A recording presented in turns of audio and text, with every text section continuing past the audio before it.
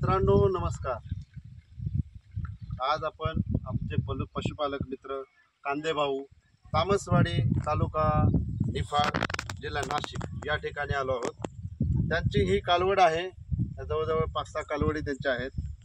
या कालवडीला लंपी झाला होता आणि लंपी झाल्यानंतर त्यांनी आपलं आय इम्यून वापरलं. पण आय इम्यून वापरल्यानंतर याच्यामध्ये खूप चांगल्या पद्धतीचा बदल झाला आणि आय इम्यूनने लंपी हा बरा झालेली ही केस प्रत्यक्षात आज आपण बघतोय. इतर वेळेला आपण सांगत असतो, पण ही प्रत्यक्षात डॉक्टरांच्याकडून पण आम्ही ऐकत असतो की लंपी केसेस असो, FMD असो, बरोबर PPR असो या किंवा ब्ल्यूटंग असो, या आय इम्यूनने पूर्ण बऱ्या होतात. पण ही केस आज आम्हाला प्रत्यक्षात बघायला मिळते. तिचं नाव आहे श्रावणी. श्रावणी या कालवडीचा जो अनुभव मिळालेला आहे कांदेभाऊंना. कांदेभाऊ नमस्कार. तुम्ही या श्रावणीला आय इम्यून वापरलं, तर आय इम्यून वापरलं हे का वापरलं आणि कशासाठी वापरलं?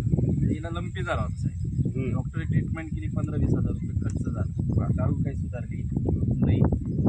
आचरण केलं आहे आमचं पोट म्हणजे आयमीनचे 3 बोट 3 बोटच रिझल्ट भेटले नाही.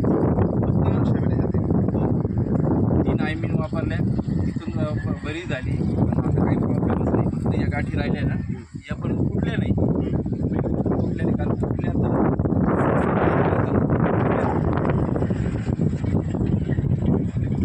आय इम्यून वापरून तर तुमची ही कालवड लंपीतून बाहेर निघाली. हो राईट.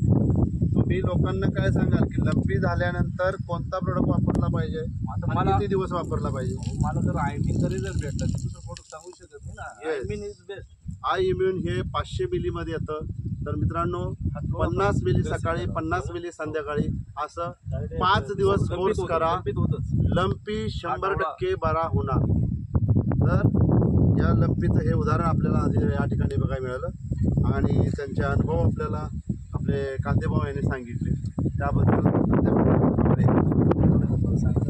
लंपीमध्ये ना कोणता तरी डोळा डायरेक्ट होत असतो.